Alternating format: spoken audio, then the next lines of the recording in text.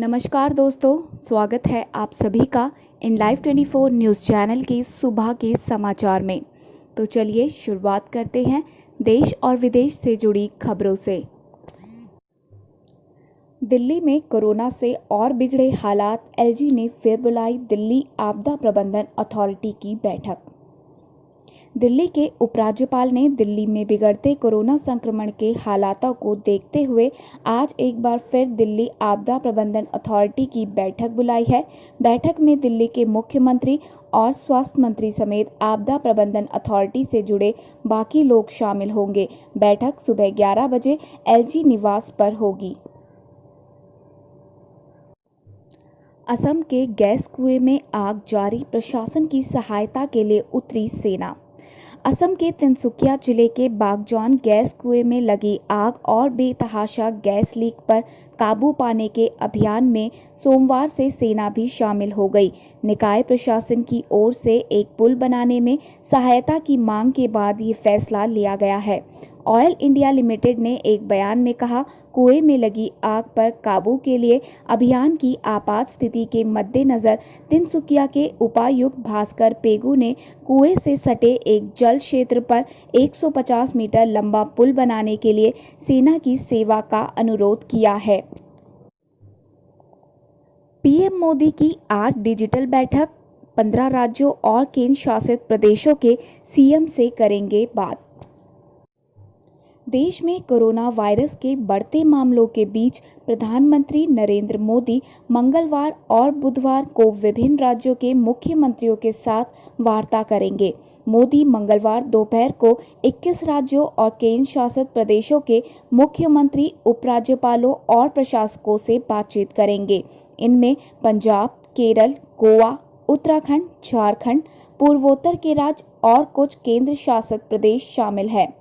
प्रधानमंत्री बुधवार को 15 राज्यों के मुख्यमंत्रियों और जम्मू कश्मीर के उपराज्यपाल से बातचीत करेंगे। इनमें महाराष्ट्र, पश्चिम बंगाल, दिल्ली, कर्नाटक, गुजरात, बिहार और उत्तर प्रदेश शामिल हैं। जम्मू कश्मीर के शोपियां में एनकाउंटर, सुरक्षा बलों ने ढेर किए 3 आतंकी। जम्मू कश्मीर के शोपियां जिले में मंगलवार सुबह सुरक्षा बलों और आतंकियों के बीच में एनकाउंटर शुरू हो गया। इस मुठभेड़ में सेना के जवानों ने 3 आतंकियों को ढेर कर दिया है। पिछले कुछ दिनों के अंदर शोपियां जिले में कई एनकाउंटर हो चुके हैं। प्रारंभिक जानकारी के अनुसार आज ये एनकाउंटर तुर्कू वगन गांव में चल रहा है। जम्मू कश्मीर पुलिस और सेना के इस जॉइंट ऑपरेशन में 2 AK-47 और एक INSAS राइफल बरामद हुई है। शोपियां जिले में पिछले 10 दिनों से भी कम समय में ये चौथा एनकाउंटर है। इससे पहले बीते सप्ताह बुधवार को शोपियां में ही एक एनकाउंटर में 5 आतंकियों को ढेर कर दिया गया था। हैवान बना बाप, पटक पटक कर ले ली 3 माह की बच्चे की जान, दूसरी मंजिल से फेंका।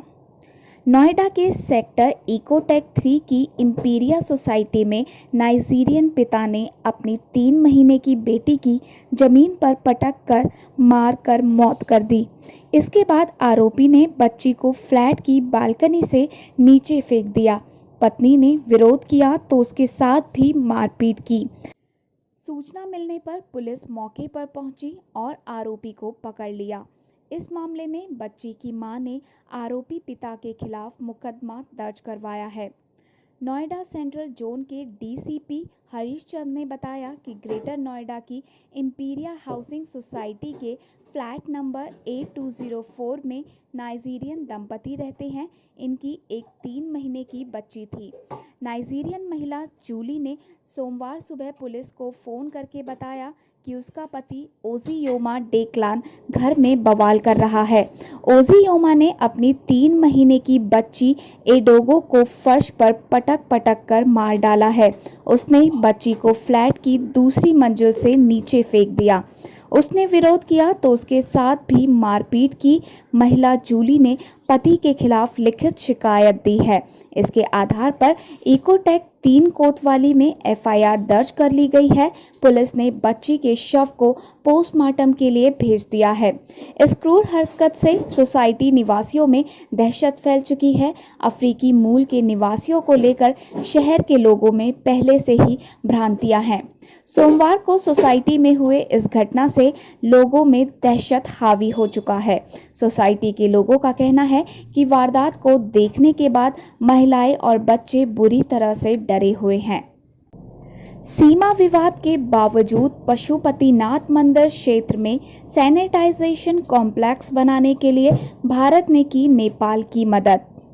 रिश्तों में तनाव के बीच भारत ने काठमांडू स्थित पशुपतिनाथ मंदिर क्षेत्र में सैनिटाइजेशन कॉम्प्लेक्स बनाने के लिए 3.7 करोड़ नेपाली रुपए की मदद दी है।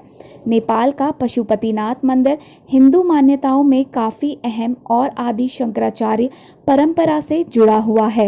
ये मंदिर नेपाल की राजधानी काठमांडू के उत्तर पश्चिम में स्थित है। पशुपतिनाथ मंदिर को नेपाल का सबसे पौराणिक मंदिर माना जाता है। इतना ही नहीं, यूनेस्को ने भी इस मंदिर को विश्व की सांस्कृतिक विरासत स्थल की लिस्ट में रखा है। पशुपतिनाथ मंदिर में शिवरात्रि के त्योहार को बेहद ही खास तरीके से मनाया जाता है। इस बीच नेपाली संसद के ऊपरी सदन में विवादित नक्शे को मंजूरी देने के लिए रविवार को पेश किए गए संविधान संशोधन विधेयक पर आज वोटिंग होगी। माना जा रहा है कि यहां से भी ये विधेयक बहुमत के साथ पारित हो जाएगा। संसद में विपक्षी नेपाली कांग्रेस और जनता समाजवादी पार्टी नेपाल ने संविधान की 3री अनुसूची में संशोधन से संबंधित सरकार के विधेयक का समर्थन किया है। नेपाल की निचली सदन पहले से ही इस विधेयक को बहुमत से पारित कर चुकी है। भारत के साथ सीमा गतिरोध के बीच इस नक्शे में लिपुलेख, कालापानी और लिम्पियो धारा को नेपाल ने अपने क्षेत्र में दिखाया है। नेशनल असेंबली से विधेयक के पारित होने के बाद इसे राष्ट्रपति विद्या देवी भंडारी की मंजूरी के लिए भेजा जाएगा, जिसके बाद इसे संविधान में शामिल किया जाएगा। ओडिशा में जनधन खाते से पैसे निकालने के लिए बीमार मां को खाट समेत खींचकर बैंक तक लाई महिला। सोशल मीडिया पर एक वीडियो वायरल होने के बाद बैंक मैनेजर को सस्पेंड कर दिया गया है। दर्दनाक दृश्य का वीडियो ओडिशा के नौपाड़ा जिले का है। वीडियो में 100 साल की बुजुर्ग महिला को खाट पर ले जाते हुए देखा जा सकता है। वायरल हो रहे वीडियो में एक बुजुर्ग महिला को उसकी बेटी खाट पर घसीटकर बैंक ले जा रही है। बैंक मैनेजर ने खाता धारक को देखकर सत्यापन करने के बाद पेंशन की राशि निकासी की बात कही थी, जिसके बाद उसकी बेटी अपनी बीमार मां को बैंक खाट पर घसीटकर देई उत्कल ग्रामीण बैंक की शाखा में ले जाने को मजबूर हुई। बताया जा रहा है कि बुजुर्ग महिला की बीमारी का हवाला देने के बावजूद उसकी बेटी की बात नहीं मानी गई। बुजुर्ग महिला को अपने खाते से पेंशन की राशि के 1500 रुपए निकालने थे। इसी दौरान ऐसे अमानवीय दृश्य का वीडियो किसी ने बनाकर सोशल मीडिया पर पोस्ट कर दिया। मानवीय संवेदना को तार तार कर देने वाला वीडियो देखने के बाद बैंक प्रबंधन ने मैनेजर को सस्पेंड कर दिया। बैंक के अध्यक्ष रंजीत कुमार मिश्रा ने घटना को दुर्भाग्यपूर्ण बताते हुए सफाई दी है। शाखा प्रबंधक का महिला को परेशान करने का कोई इरादा नहीं था, लेकिन बेहतर तरीके से संवाद स्थापित करने में चूक हुई, इसलिए बैंक मैनेजर अजीत प्रधान को सस्पेंड कर दिया गया है। भारत की फटकार के बाद झुका पाकिस्तान। इस्लामाबाद में दोनों भारतीय अफसरों को छोड़ा गया। भारतीय उच्चायोग के अधिकारियों और कर्मचारियों को बेवजह परेशान करने की पाकिस्तान की आदत वैसे तो बहुत पुरानी है, लेकिन सोमवार को उसने सारी सीमाओं को पार कर दिया। इस्लामाबाद स्थित भारतीय उच्चायोग के कर्मचारियों को पहले गायब किया गया और जब भारत ने दबाव बनाया तो उन्हें पुलिस हिरासत में बताया गया। नई दिल्ली में जब भारत ने पाकिस्तान उच्चायोग पर दबाव बढ़ाया तो द्विमु ब्रह्मा और पाल दास नाम के इन कर्मचारियों को छोड़ दिया गया। भारत सरकार ने पाकिस्तानी डिप्लोमेट को तलब कर तगड़ी फटकार लगाई थी। पाकिस्तानी एजेंसियों की कारस्तानी इस बात से समझी जा सकती है कि उन्होंने शाम तक आधिकारिक तौर पर भारतीय कर्मचारियों की गिरफ्तारी के बारे में कोई जानकारी नहीं दी थी। बाद में बताया गया कि उन्हें हिट एंड रन मामले में गिरफ्तार किया गया था। इनके पास नकली पाकिस्तानी नोट मिले हैं। सरकारी सूत्रों ने बताया कि करीब 10 घंटे बाद दोनों कर्मचारी सुरक्षित रूप से दूतावास लौट आए हैं। सूत्रों के मुताबिक ब्रह्मा और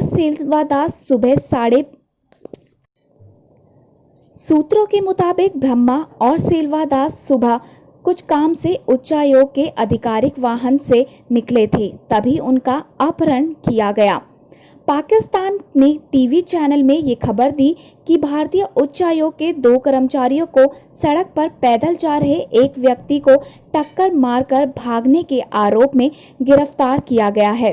प्रत्यक्षदर्शियों के हवाले से बताया गया कि कार की टक्कर से घायल राहगीर को अस्पताल में भर्ती कराया गया है।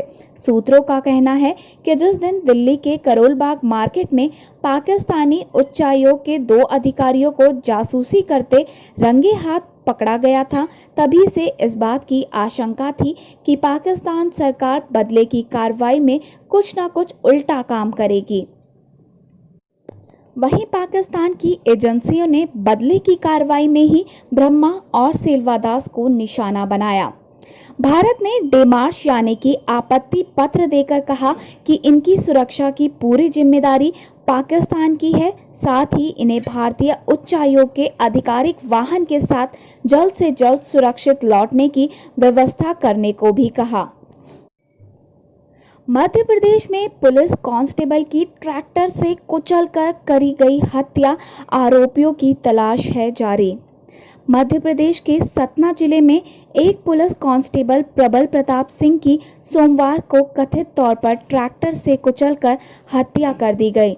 सतना के एसपी रियाज इकबाल ने बताया कि प्रबल प्रताप सिंह डीजल की कालाबाजारी मामले में जांच करने गए थे, जहां उनकी कथित ट्रैक्टर से कुचलकर हत्या कर दी गई। उन्होंने बताया कि आरोपी को पकड़ने के लिए पुलिस की 4 टीमें बनाई गई है। दिल्ली के अस्पतालों को आदेश, कोरोना की रिपोर्ट मिलने तक नहीं रोक सकेंगे शव। कोरोना वायरस की जांच रिपोर्ट मिलने तक शवों को नहीं रोका जा सकेगा। दिल्ली के अस्पतालों में अगर किसी मरीज की मौत होती है और उसकी जांच रिपोर्ट नहीं आई है तो कोविड प्रबंधन के तहत शव का अंतिम संस्कार किया जा सकता है।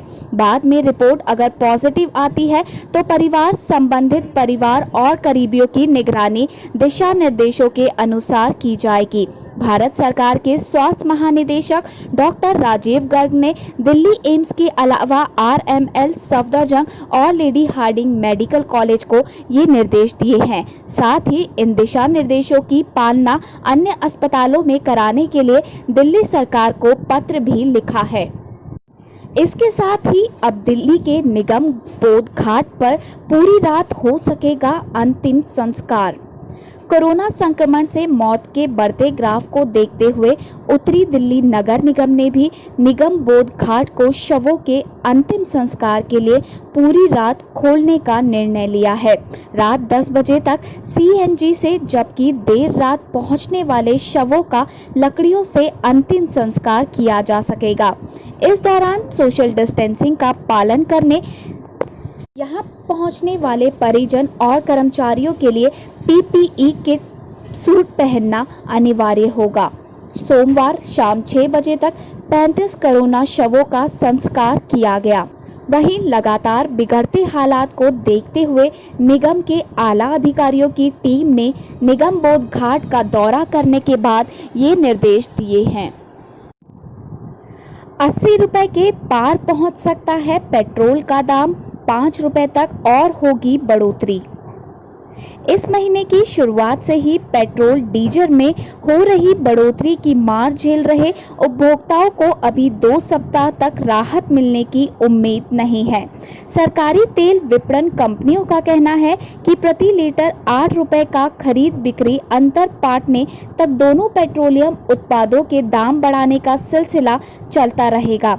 इस तरह जून के आखिर तक दिल्ली व देश के अन्य हिस्सों में पेट्रोल 80 रुपए लीटर के पार तक जा सकता है। सरकारी तेल कंपनियों से जुड़े सूत्रों ने बताया कि पेट्रोल और डीजल में अभी 4 से 5 रुपए प्रति लीटर की बढ़ोतरी और की जा सकती है। लिहाजा अगले 2 सप्ताह तक दाम बढ़ने का सिलसिला जारी रहेगा। कोरोना के कारण ताज नगरी के पेठा कारोबार को झटका, नहीं खुल पाई दुकानें, कारखाने भी हुए बंद। ताजमहल बंद होने से आगरा के पेठा कारोबार को बड़ा झटका लगा है। ताजगंज फतेहाबाद रोड हाईवे की लगभग 1000 दुकानें बंद है। सैलानी नहीं आ रहे, इसलिए बिक्री भी नहीं हो रही। 10 कारखाने भी खोले जाने के बाद फिर से बंद कर दिए गए हैं।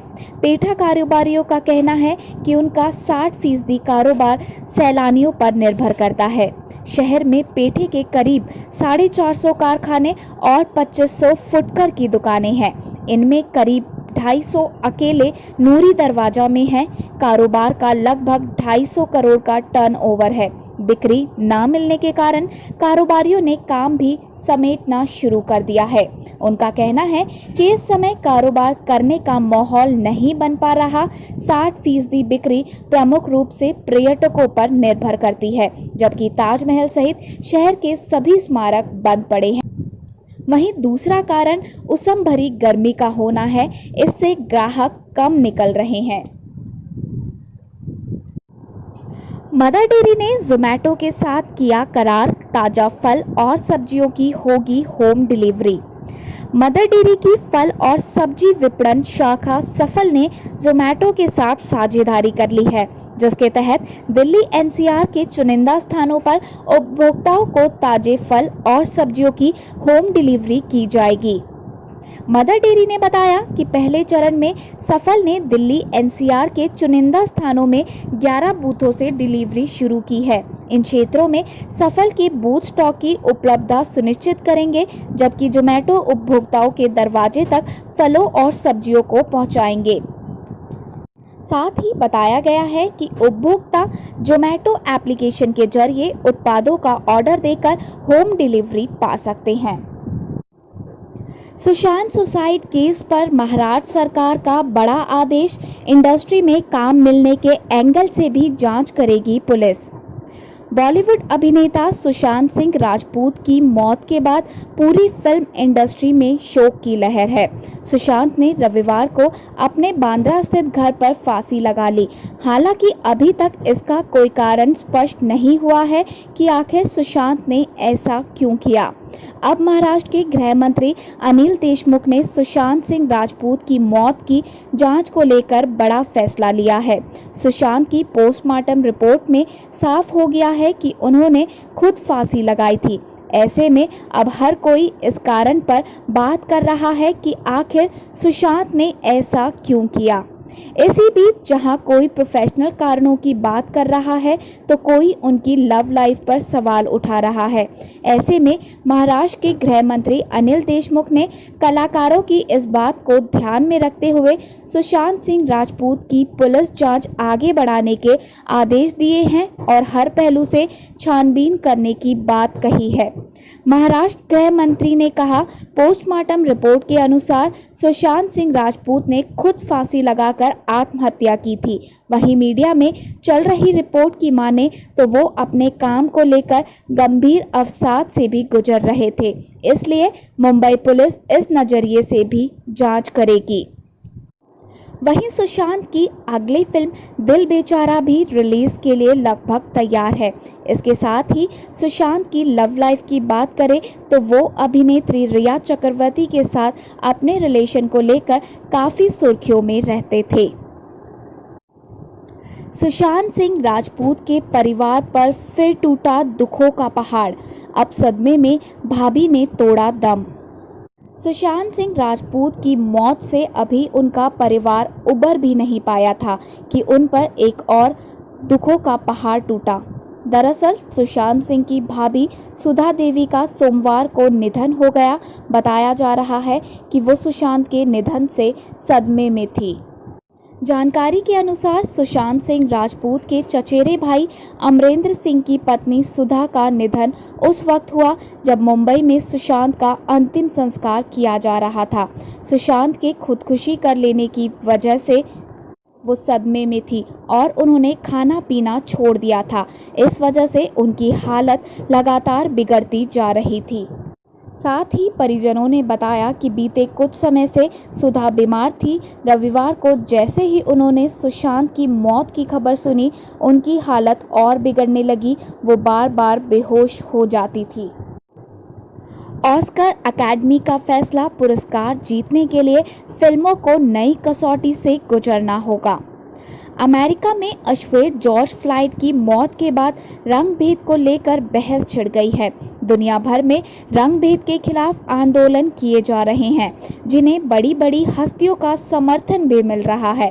इसी बीच ऑस्कर अकेडमी ने कहा है कि पुरस्कार जीतने के लिए फिल्मों को अब विविधता के मानदंडों को पूरा करना होगा। अकेडमी ने अपने बयान में कहा कि विविधता विकसित करने और दिशा निर्देशों को शामिल करने के लिए एक संगठन बनाया जाएगा। फिल्म निर्माताओं को ऑस्कर का पात्र होने के लिए इनसे मिलना होगा।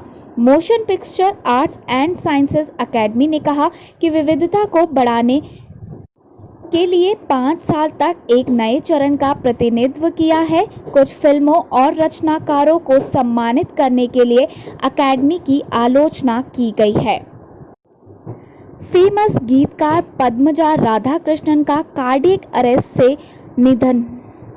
केरल की जानी मानी गीतकार पद्मजा राधाकृष्णन का एक निजी अस्पताल में दिल का दौरा पड़ने से निधन हो गया। वो 68 वर्ष की थी। उनके परिवार में पुत्र M.R. राजकृष्ण और पुत्री कार्तिका है। उनका बेटा चेन्नई में और बेटी दुबई में रहती है। दिवंगत संगीतकार M.G. राधाकृष्णन की पत्नी पद्मजा ने मलयालम फिल्म मी बेन के लिए गीत लिखे थे। ये फिल्म 2013 में रिलीज हुई थी। उन्होंने कई ऐसे भी गीत लिखे थे जिन्हें उनके पति ने संगीतबद्ध किया था। उनके निधन से मलयालम फिल्म इंडस्ट्री में शोक की लहर है। सांस लेने में तकलीफ के बाद पद्मजा को तिरुवनंतपुरम के एक अस्पताल में भर्ती कराया गया था। खेल रत्न पुरस्कार के लिए असम सरकार ने की हिमा दास के नाम की सिफारिश। साल 2018 में शानदार प्रदर्शन करने वाली देश की शीर्ष फर्राटा धाविका हिमा दास के नाम की असम सरकार ने खेल रत्न पुरस्कार के लिए सिफारिश की है। असम के खेल सचिव दुलाल चंद्र दास ने खेल मंत्रालय को 5 जून को सिफारिश पत्र भेजा। असम के थिंग गांव की रहने वाली 20 साल की हिमा दास इस साल खेल रत्न के लिए नामित सबसे युवा खिलाड़ी है। फिनलैंड में 2018 में अंडर 20 विश्व चैंपियनशिप में वैश्विक खिताब जीतने वाली भारत की पहली ट्रैक एथलीट हिमा के अलावा भाला फेंक खिलाड़ी नीरज चोपड़ा, पहलवान विनेश फोगाट, टेबल टेनिस खिलाड़ी मनिका बत्रा, महिला हॉकी कप्तान रानी रामपाल और क्रिकेटर रोहित शर्मा का नॉमिनेट भी देश के सर्वोच्च खेल पुरस्कार के लिए किया गया है। Redmi Note 9 Pro आज एक बार फिर सेल के लिए होगा उपलब्ध।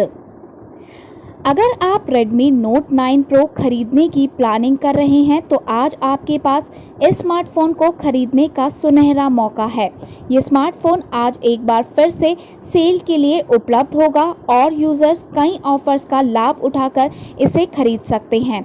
आपको बता दें कि इस स्मार्टफोन की सेल के लिए भारतीय यूजर्स को लंबा इंतज़ार करना पड़ा, क्योंकि मार्च में होने के बाद लॉकडाउन के कारण ये सेल्स के लिए उपलब्ध नहीं हो सका। लेकिन अब कंपनी इस फ्लैश के जरिए सेल के लिए उपलब्ध करा रही है।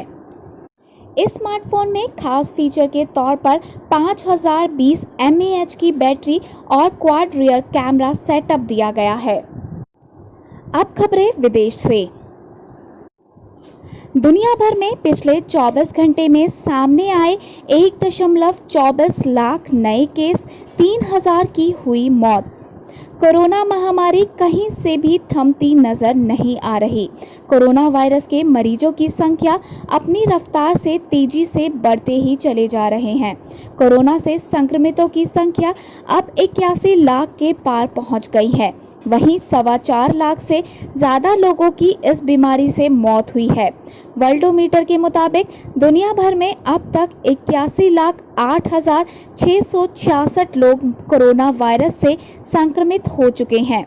इनमें से 4,38,596 लोगों की मौत हो चुकी है। वहीं 41,96,614 लोग संक्रमण मुक्त भी हुए हैं। दुनिया के करीब 62% कोरोना के मामले सिर्फ 8 देशों से आए हैं। इन देशों में कोरोना पीड़ितों की संख्या 50 लाख से भी अधिक है। वहीं कोरोना ने सबसे ज़्यादा कहर अमेरिका में बरपाया है। अमेरिका में करीब 22 लाख लोग अब तक कोरोना पॉजिटिव पाए जा चुके हैं। 1 लाख से ज़्यादा यहां मौतें हो चुकी हैं, लेकिन अब हर दिन ब्राज़ील में अमेरिका से ज़्यादा मामले और मौतें दर्ज की जा रही हैं। ब्राज़ील के बाद रूस और भारत में संक्रमितों की संख्या दुनिया में सबसे ज़्यादा तेज़ी से बढ़ रही है। वहीं ब्राज़ील, रूस, Spain, UK, Italy, Bharat, Peru में कोरोना मामलों की संख्या 2 लाख से पार हो चुकी है। इनके अलावा 8 देश ऐसे हैं जहां 1 लाख से ज़्यादा कोरोना के केस हैं। 4 देश ऐसे हैं जहां 30,000 से ज़्यादा लोगों की मौत हो चुकी है। अमेरिका में मौतों का आंकड़ा 1.18 लाख को पार कर चुका है। चीन टॉप 18 संक्रमितों देशों की लिस्ट से बाहर हो चुका है। वहीं भारत टॉप 4 देशों में शामिल हो चुका है। कोरिया प्रायद्वीप में बढ़ता तनाव, जापान ने मिसाइल रक्षा प्रणालियों की तैनाती करने पर कोरिया प्रायद्वीप में बढ़ता तनाव, जापान ने मिसाइल रक्षा प्रणालियों की तैनाती करने के फैसले पर रोक लगाई। उत्तरी कोरिया दक्षिण कोरिया के बीच उपजे तनाव के बीच जापान भी सतर्क हो गया है। जापान के रक्षा मंत्रालय ने कहा कि उत्तर कोरिया के रुख को देखते हुए उसने अपने देश में अमेरिकी मिसाइल रक्षा प्रणालियों की तैनाती करने का फैसले पर रोक लगाई है। हालांकि मंत्रालय ने कहा है कि वो स्थितियों पर नज़र बनाए हुए हैं। धन्यवाद। आगे की और खबरों के लिए बने रहिए हमारे साथ इन लाइव 24 न्यूज़ चैनल पर। और अगर आपको हमारी ये वीडियो पसंद आई हो तो प्लीज़ लाइक और दोस्तों के साथ शेयर ज़रूर करें और जाने से पहले हमारे चैनल को सब्सक्राइब ज़रूर करें।